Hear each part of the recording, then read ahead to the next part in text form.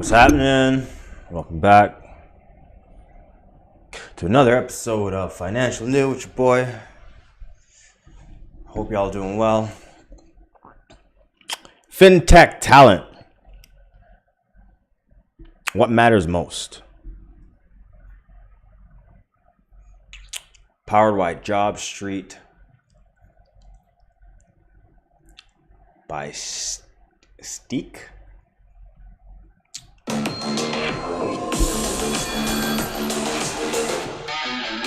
Morning everyone, hi. Hope everyone is awake, had their coffees. I've only had one, so if I start drooling and kind of like acting strange, then just pass me a cup of coffee. Okay, cool. Today's topic in the morning is to really talk about something I'm very passionate about, is attracting amazing talent.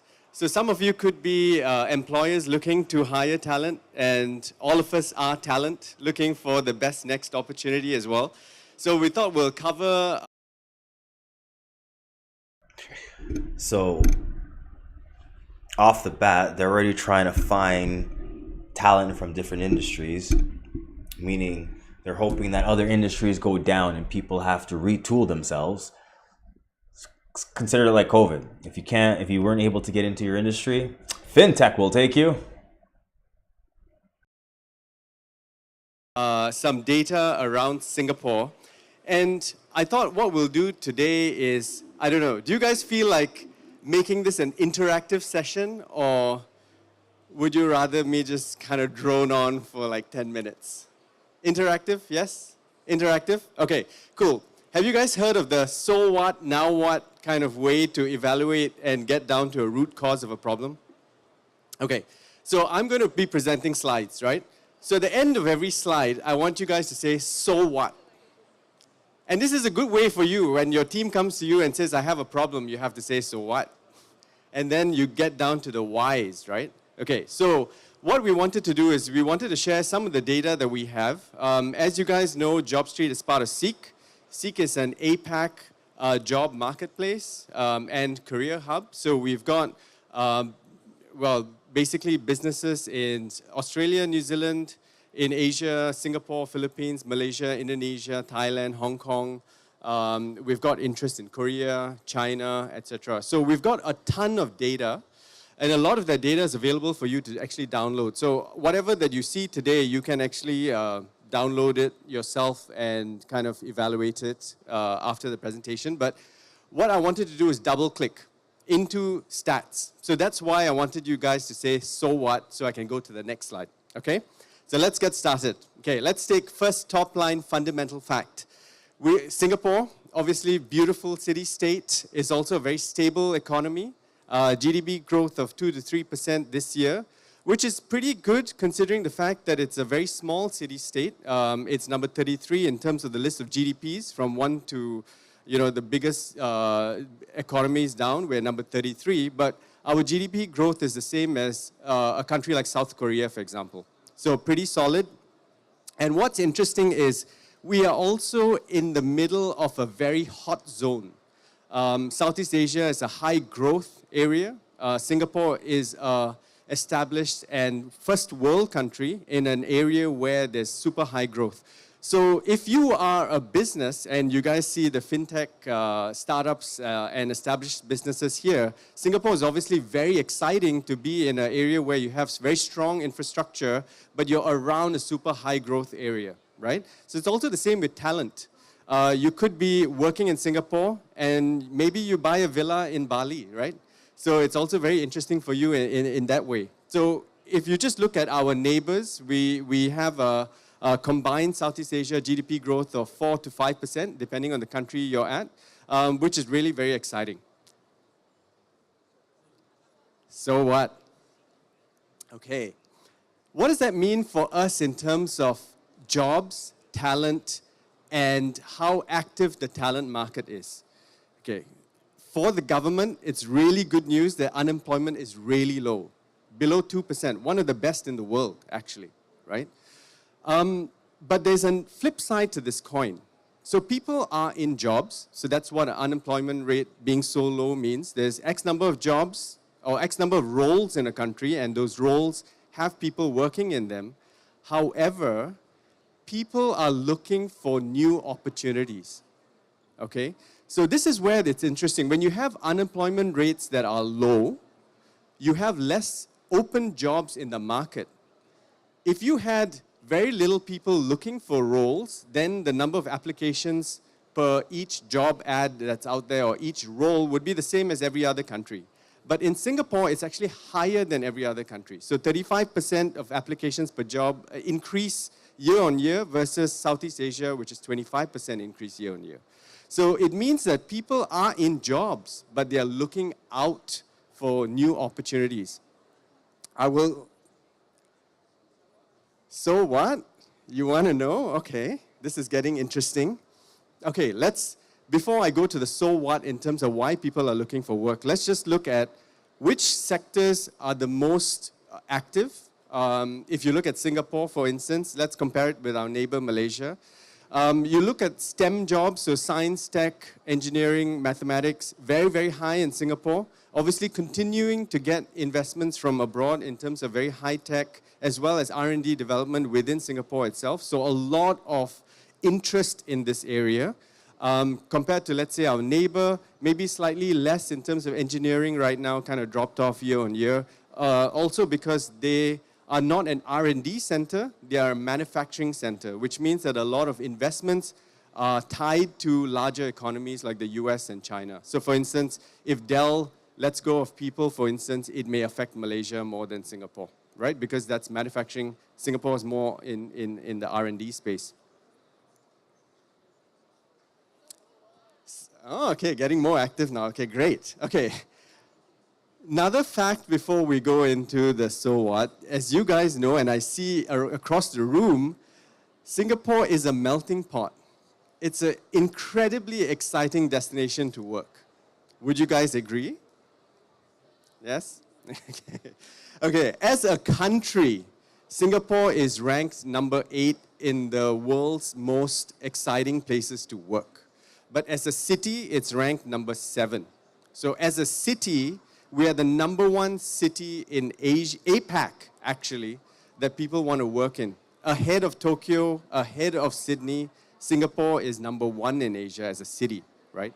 And the reasons are very clear. Obviously, quality of job opportunities, a regional hub, lots of great businesses, Fintech, startups, R&D, great quality of life, incredibly safe place, lots of greens, lots of healthy activities, of course, the strength of the currency, etc. Maybe the cost of living, not so much in Singapore. It is very expensive to live here, but of course, earning capacity is a lot higher in Singapore as well.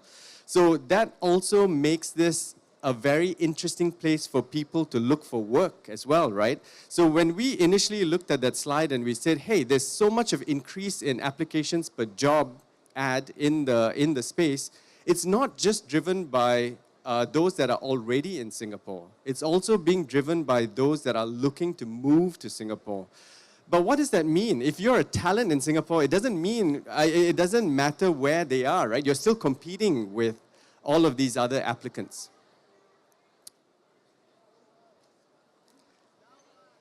No, not yet. Not yet. Still, so what? Okay, so what does it mean for the Singapore talent base? And this one was really something, for me, was quite surprising. In terms of talent mobility, and what we mean here is wanting to work abroad. So Singapore talent that want to work elsewhere, but not just travel elsewhere. Actually, that need to go elsewhere to travel has dropped. But what 25% of job seekers are looking for job opportunities in other countries where they can work remotely. That means stay in Singapore, but apply for work in another country. And obviously, let's say I work for a consulting firm in Australia, but I live in Singapore. So I earn Australian dollars, but I live in Singapore, right? And what's interesting is Singapore, in terms of looking for remote work, has accelerated. If you look at us 5 years ago versus where we are now, there's a 11% increase in wanting to find remote work.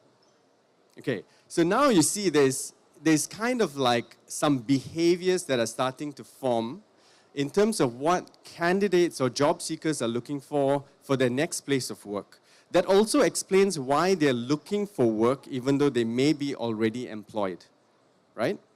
Okay. So what are they? So, sorry, I didn't ask you guys so what. So I'll say, so what? Okay.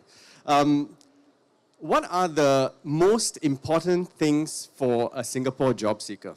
So number one, compensation, actually higher than global average. So we are obviously very kiasu, we continue to be, but it's okay because we do live in a very expensive country, so obviously salaries are important. Financial compensation is number one. But you know what's interesting? Obviously, post-pandemic, we all know this, right? We all want work-life balance. We want to have the flexibility of having hybrid work, or we want to have the ability to have remote work. So that work-life balance is very, very high in Singapore, actually in line with global averages, but actually higher than our neighbors. Our neighbors are willing to take a job even if the work-life balance may be slightly compromised. Singaporeans are not. You're looking for more work-life balance, right? And what's interesting about Singapore that's actually quite different is this requirement to have a relationship with the superior, as in like have a good working relationship with the superior team. So having a mentor relationship or being able to learn, that's a lot higher than anywhere else.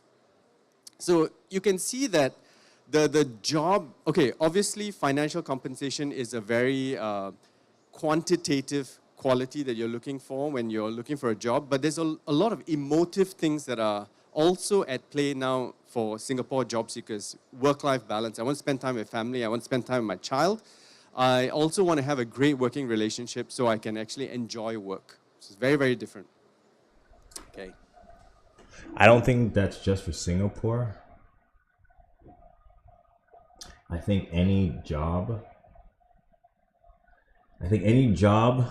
or any employee is looking for a job that will give him the best balance. So I don't think it's just Singapore, and I don't think it's just Fintech, but I feel that what he's trying to say is that Fintech will offer the best value in terms of life balance. What do you think? Okay. So with all of that, with this whole change, with the shift of maybe I want to work remote, maybe I need to compete with foreign talent. I know that if a lot of jobs that are coming up are in the STEM space, so science, technology, engineering, mathematics, I need almost like a co-pilot to help me out with this. And this is where I think AI has come in and really helped a lot of us do that. And it's good to know that Singapore, along with our neighbors, really high use of AI. Actually, one of the highest in the world. 39% use AI regularly. Over a third use it at work. And almost 60% are open to reskilling, which is very, very key. But also tied back to that need to find a job that fits them, but they're willing to put in the work to basically get those jobs. So I think that's really very exciting. Okay, now you can ask the other question. Now what? Okay, so we've understood that there is a shift. We're no longer just looking for work for work's sake. There's a lot of emotional stuff that is tied around or packaged around looking for work. So what does it mean for someone who is offering jobs and trying to attract talent? So of course, you are lucky because you have so many people applying for jobs. But then it's not just about people applying for jobs, because the job seeker is also picky, right? If you don't fit all of these things that they're looking for, they're not going to take the job. So these are strategies that we have, we employ ourselves as a company, but these are also strategies that we feel are very, very strong in helping you attract the best talent. So how many of you here regularly hire talent? Okay, quite a number of you. Okay, the first one is, like any sort of advertising and marketing, it has to be based on understanding your target audience. Sorry, I'm pointing to my marketing head. Liana, do you want to say hi to everyone? So yesterday she was telling all of us over and over again how targeting is so important. So there's no point doing 10 things if it's not targeted. So same thing with your job seeking. If you don't know your audience, how do you know how to write your ad? How do you know that talking about work-life balance, which your company provides, is important? How do you know that, if they're looking for remote work and you're willing to offer that, but you don't write it in the ad, it may not attract the type of candidate that you're looking for. So I think understanding your target audience, super, super important. Second one is about the brand. So here, your brand as an employer is not something that you just leave with the marketing team. It is really something that we have to embody. Let me give you an example, right? Okay, so we're talking about STEM. We're talking about how hard it is to hire the best talent. Although talent may be coming from everywhere, talent have their own requirements, etc. And I guess to a certain extent, if you are top tier talent, you probably have choice to join any company that's looking for the sort of skills that you offer. Let's take an example. You guys have heard of SpaceX? Elon Musk, one of his companies, SpaceX, they do reusable rockets. That's really their current innovation, where they can send a rocket to space, get it to land back, reuse it, etc., saving a ton of money and being able to actually carry bigger loads up to space. Like they recently did a lot of stuff around the space station. Okay, so if you think you are SpaceX right now and you're hiring for SpaceX, you're competing with NASA, you're competing with the European Space Agency, you're competing with very established R&D centers for this sort of space travel. And you need to, let's say, send a rocket to space at an accelerated speed, right? You need to get it all ready within a few years, when NASA had like 60 years. So you need to hire the best people ever, right? The best out of the best have to join you. And they may not be motivated just by money. Of course, the first thing you can offer is offer them increased salaries. You may get a lot of Singaporeans applying for the job because that's top of mind. But what I mean is you need to have something that really grabs this emotional side. So SpaceX, their purpose, check this out, right? SpaceX exists to make humankind multi-planetary. So they exist as a company and a business to make all of us as humans have the ability to live in Mars, live in space stations, mine asteroids, etc., right? So their goal is beyond, like a huge goal. It's not just, oh, we want to explore space or we want to send satellites to space. It's not something that's very utility-based. It's very, very emotive. And so, therefore, they attract the best talent. So, similar, I mean, at Seek, all of us at Seek here work at Seek, I think largely because we believe in the purpose. So, Seek exists to help people live more fulfilling and productive work lives, one part, and to help organizations succeed, the second part. The first part, a job is such an important thing for all of us, right? A job changes lives. A job, could change someone's future. It's obviously very, very important, something that I think we all feel very passionately about. And the second part, to help organizations grow, is also huge, right? In any company with the best talent, you can grow by leaps and bounds. And that's something that if we can assist, it also feels really, really good. So that's actually one of the reasons I think we hire like some of the best talent in the market as a company ourselves, is because we are very clear and we say it all the time. So it's definitely something that you guys should also do. And if you're on a platform where you're using to attract talent, ensure that your company profile is updated, you use great ads that can showcase your brand, your department, and of course, be very, very clear in terms of how you target it. And finally, it's not just candidates that are actively looking. You also need to go out there and try to find candidates as well. So that's where things like being able to search a resume database, find people that could match, and then meet up or reach out to them, I think is equally important. And of course, use all the AI tools that are currently available. I was saying we are an APAC business, for example. We have so much of data that helps us match best candidates to best jobs. So use those tools effectively to be able to find your next talent. I guess that's it. I would like to break any questions, and I can ask you guys, so what, and now what? I think we have some mics around, if anyone has questions.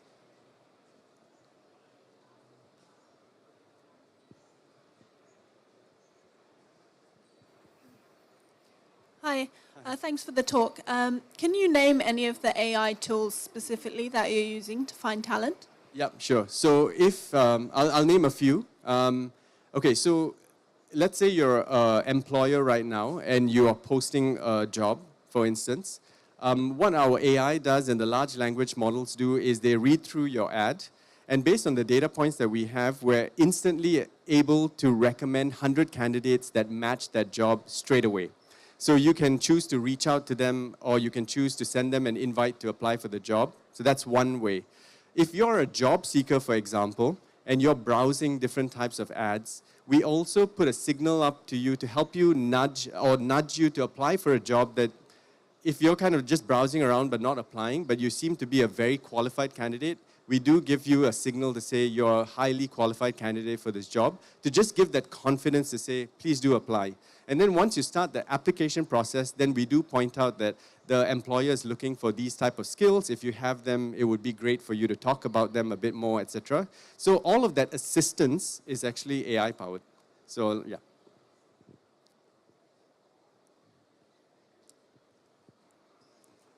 Yeah? If not, thank you. Thank you, Vic, very much for your sharing.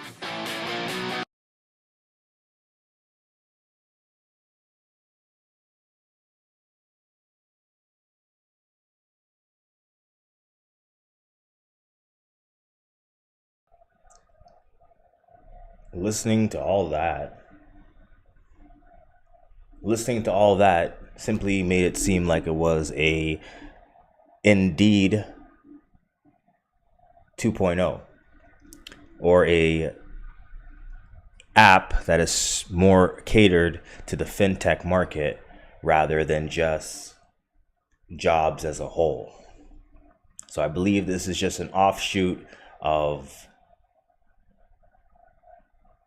job apps that currently are in existence, like an Indeed, but it's more catered or selected for the fintech world.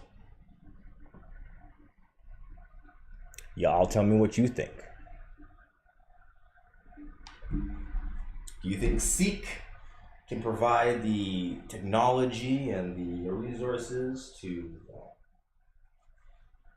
move forward in this world and give companies the skills, or give companies the manpower they need, with the skill sets that are required to push fintech to its next platform?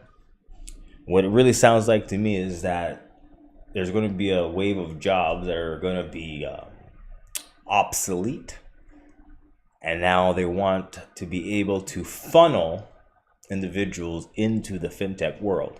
So if you're looking for a job in particular in that world, Seek would be your where you go, instead of again an Indeed.